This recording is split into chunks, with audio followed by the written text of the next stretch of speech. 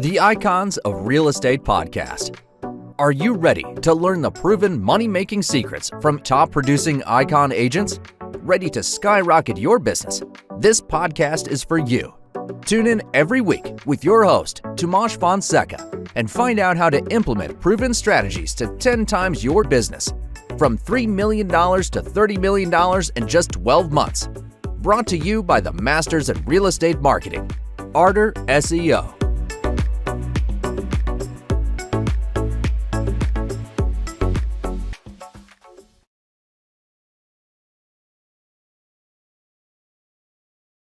I am Luis, your host, and today we have a very special guest, Wailani, who's one of the top realtors in California, and she has actually 300 transactions. Can you imagine 300 transactions?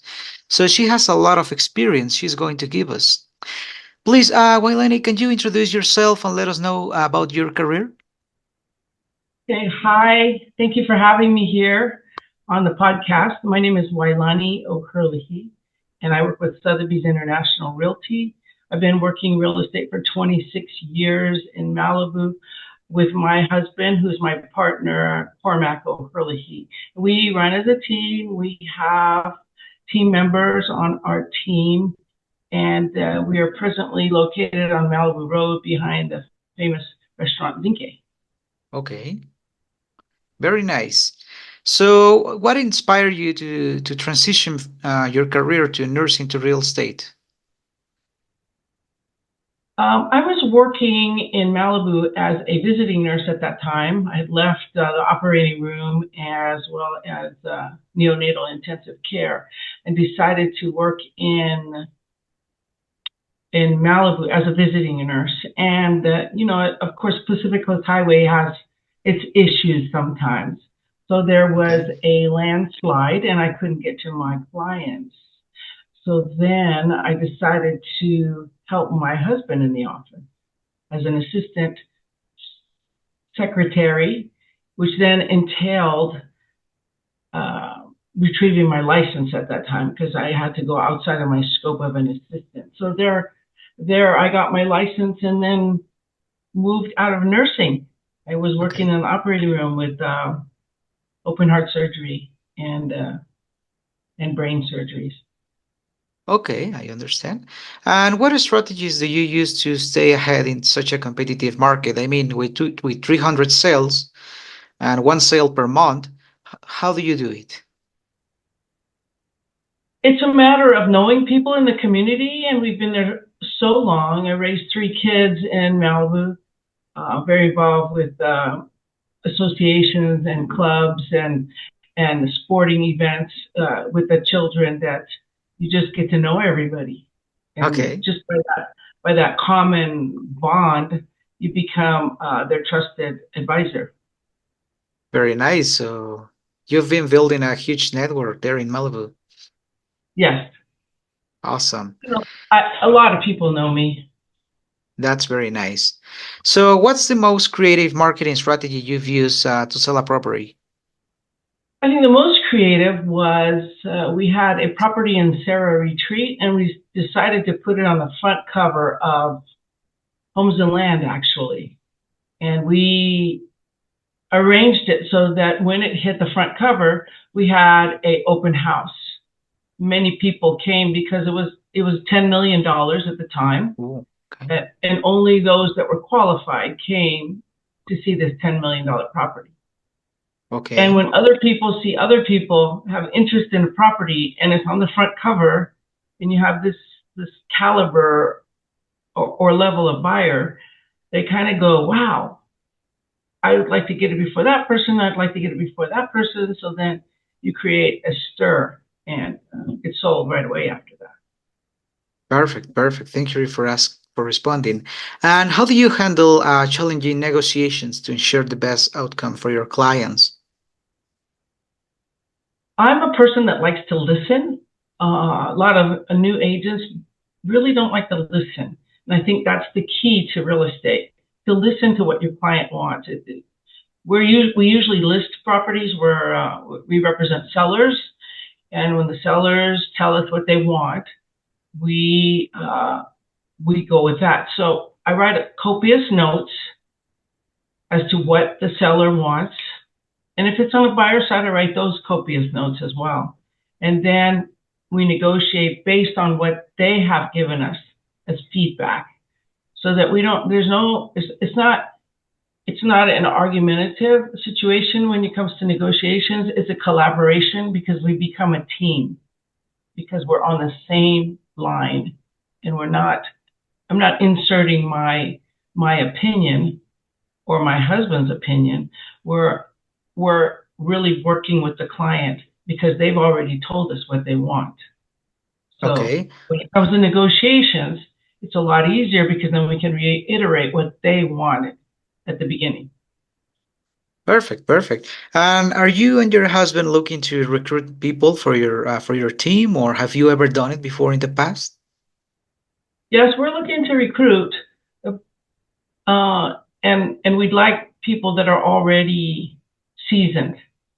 Okay. On August 13th, there's going to be an introduction of 30 more contracts, Wow. and to the new agent, it might be very difficult to maneuver. But if you've already worked with the contracts before, they have just been rearranged in a grid type form. So it appears to be more complicated, but it's not if you've been working in real estate for many years, because it's just it's now concise in a grid type form, and it's easy to maneuver. It's just that they've added a few more contracts that kind of add on to the main paragraph or main grid. So Okay. it will be intimidating for some new agents, but it won't be intimidating for somebody that's worked with contracts a lot. Exactly. I think in real estate, especially when it comes to Malibu, a lot of agents want to come here, because they go, whoa, we can see those big houses that are 100 million, 200 million, and maybe we can sell one just by accident. Well, it doesn't work that way. It's very complicated.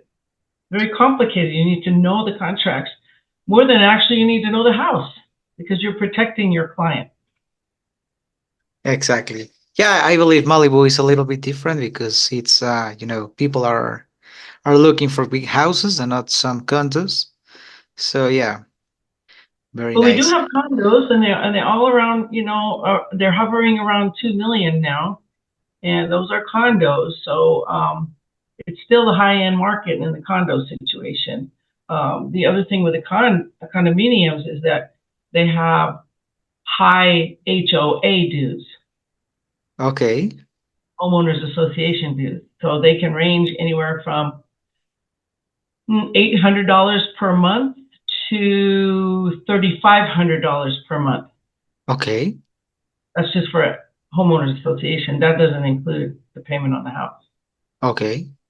Very nice. And can you describe a particularly challenging real estate deal you did in the past?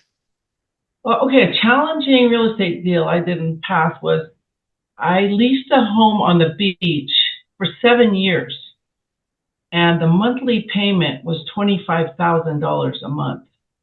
And Wow. the tenant kept asking to buy the property, this beach house, and the owner didn't want to lose the house. He wanted to keep the house. So he kept saying no year after year after year. And so then this tenant, whose mother was a real estate agent, wrote an offer. Instead of being verbal, it wrote an offer, and they gave it to me.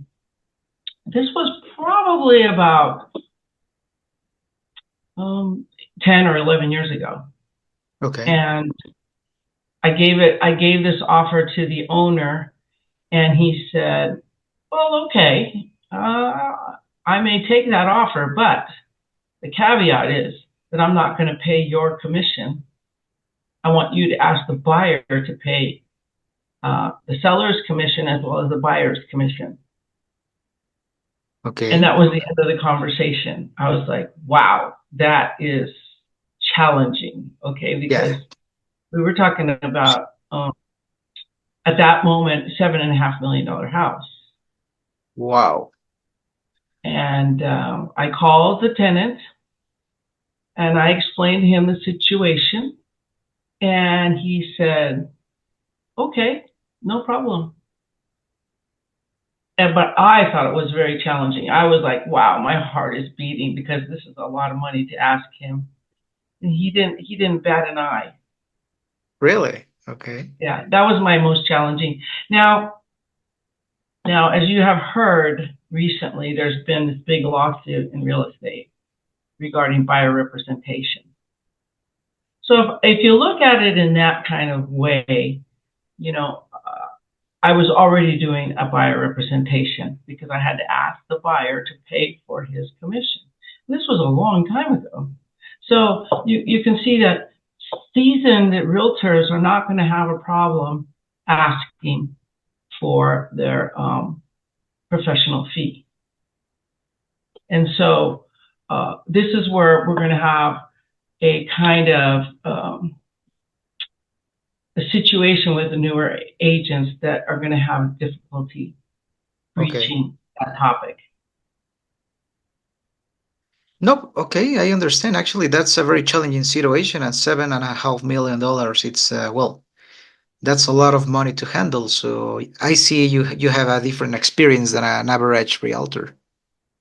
Yes. You can't be. I'll tell you something. When I got into real estate, my kids were in school and they asked me to sell raffle tickets, and I couldn't even sell a $1 raffle ticket. So I thought, I can't go ask people to buy a dollar raffle ticket. And now here I am selling $1 million houses. So I wasn't raised to be a salesperson. I wasn't raised to be in real estate. I was a nurse, and I care for people. And I think people like to work with me because they know I genuinely like to take care of people.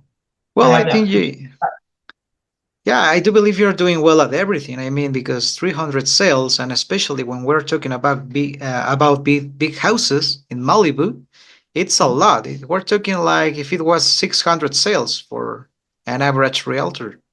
Yeah. That's So pretty. Mhm. yeah, it's pretty impressive, and I'm honored to be one of the top real estate teams in the country, and it takes a lot of work.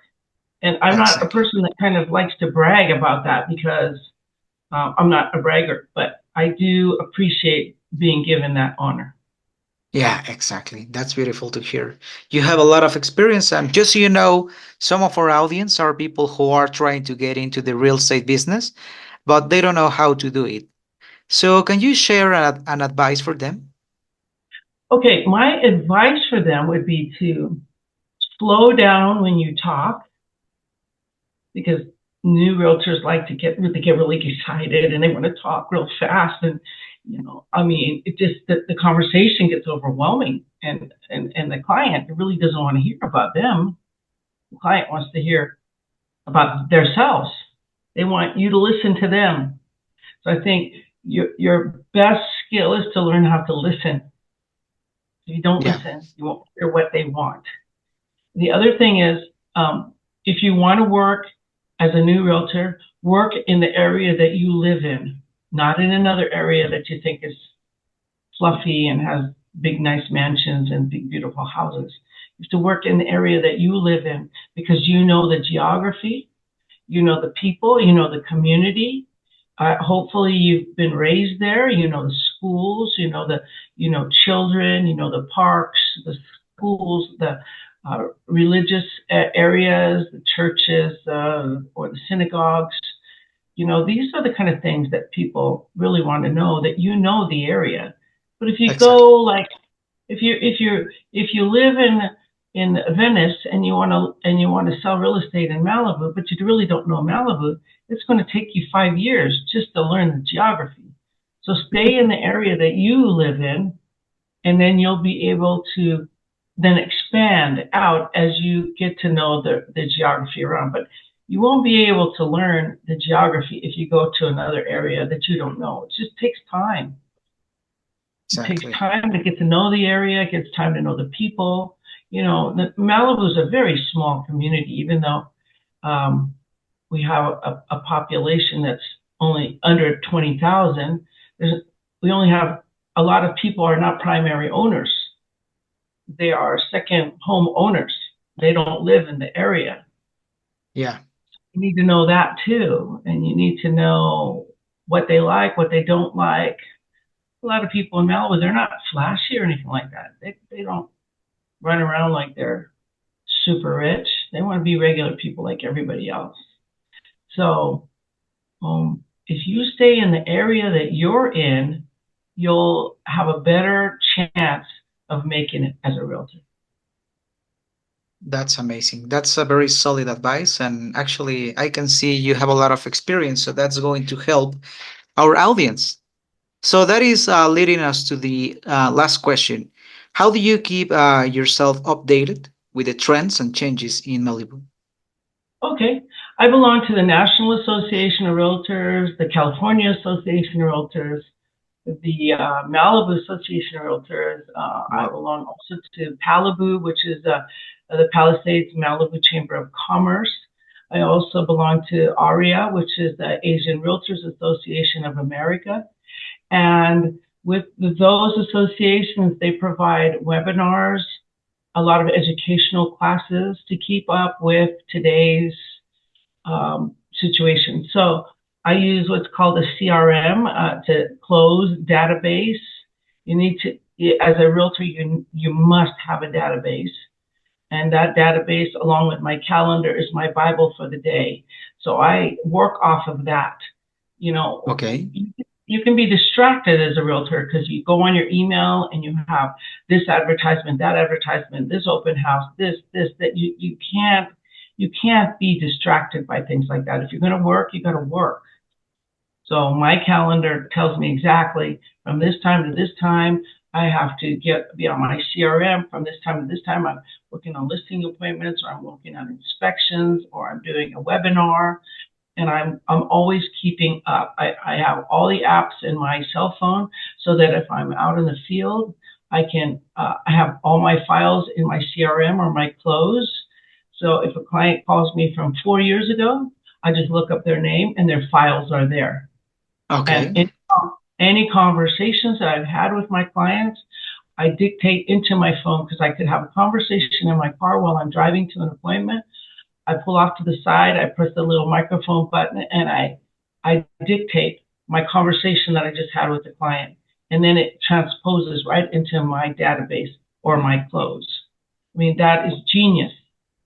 Yeah. You have to keep track of everything that you're doing. And not only that, the closed database works on AI, so it can tell when you say, okay, my client's birthday is on August 13th. It jots it down right away in the database, and it cues you to call your client when it's their birthday. That is amazing. Yes. And then I can also dictate into the phone that, say, for instance, Louis called me and said he's married and his wife's name is such and such, and then the son's name is this and the daughter's name is this, and it puts it right into my CRM, so I remember. So the next time I have a conversation, I can talk about these things. Exactly. That's beautiful. Actually, you're using technology better than my generation. Oh, is that right? Interesting. I like to hear that. And then I have a social media team. So then when I go out, I'll take pictures of wherever I am, and I write a little summary and I send it to the social media team, and they put it out to wherever it needs to be. And then they let me know if I need to contact somebody because somebody said, oh, can you call me up? So they keep an eye out for me as well. And then in these webinars, or sometimes there's conferences, I do travel to other parts of the country, like say Chicago, Mexico City, Florida, Nashville, Tennessee. And I meet people, network with other people from different areas, especially with ARIA, that association. I've gotten a lot of contacts, and those people are from, a lot of people are from around the world. So I've had referrals to Hong Kong, the Philippines, Dubai. These are where you really create a lot of connections and network. by belonging to these associations. And I'm not going to say it's cheap, because it's not cheap all the time. You have to pay for these travels wherever you go. Like Sotheby's is going to have a GNE, or a general meeting in Nashville, Tennessee in September. And then Aria is having one in August, so I'll be going to those. But I've met so many wonderful people, and they're in, like, the last time I went to Chicago, we go to interior design buildings, and they give us the whole tour of all the tiles and all the new wallpaper and the new flooring and the new plumbing, and it just is so encompassing, because you have to learn the new design features of today, so that you can talk to your clients and be knowledgeable when they ask. Exactly. Or when you go into their house and you see a particular paint or a particular kind of ceiling or architecture on the outside, you need to know about architecture as well, interior design. It's just so encompassing, real estate. It's very interesting. Amazing. That's beautiful to hear. You're combining the old style with the new style all together and using them perfectly. Yes. Yeah, you have to kind of know your background there. You have to pay attention. There's always learning. I'm always learning. Every day I'm learning. I'm learning about social media, TikTok, and all the different kinds of music that attracts people when you're doing a post. That's why I have a team. I can't keep up with all that stuff, but they can. Yeah. So They they get can. paid for that, and I can just sit back and send them the photos, and they can do their thing, and they do their creative magic. Yeah, totally. It's amazing, Wailani. So, do you have something else you would like to share to your audience? Something they should know about you? Okay, so being a realtor is a great thing, but you also have to have a life. You can't work real estate 7 days a week. So when I make my calendar for the year, I make space in there for me first. I have to take care of me, because if I don't take care of me, then I wouldn't be able to do this quite intricate job, or this career is quite wide and encompassing. So on my calendar, I have days that I have to exercise, which is 3 days a week, 1 hour at a time. I also exercise at night by dancing, because that's also exercise. I also play different instruments, because I find music so uplifting for me. So I play 3 instruments. I play ukulele, a piano, and a cello. And Nice. I find that's very relaxing. So if you take care of yourself first, and you eat properly, and you exercise, and you get rest, you can perform very well as a real estate agent. But if you don't take care of yourself and wear yourself out 7 days a week, you won't make it. I've been in this business too long, and I've seen burnout like you can't believe. One time when the phones came out, the cell phones came out, one of my friends that I work with, she was on it all the time. She's always busy answering the phone. I said, you know what? You're going to get burned out. And I said, do you take any days off? She said, no, I take no day. I work 7 days a week. I'm like, you don't need to work 7 days a week. You're not a doctor. You're not an emergency doctor. Your clients will honor you if you tell them, it's my day off today. So I take days off. I work 5 days a week. And when I work 5 days a week, I'm working 8 hours straight, and sometimes 10 hours. Then I take 2 days off. Yeah, that is beautiful, Wailani. That is beautiful. Our audience will appreciate to listen to your podcast, because you're giving very valuable information, and also I am learning a lot from you at this moment. Thank you. So yeah, it was such a pleasure to have you here at Icons of Real Estate, and see you in another moment, Wailani. Okay, Louis, thank you so much. Have a great day, and thank you for inviting me to your podcast. You too, Have a great Wailani. You too. Bye.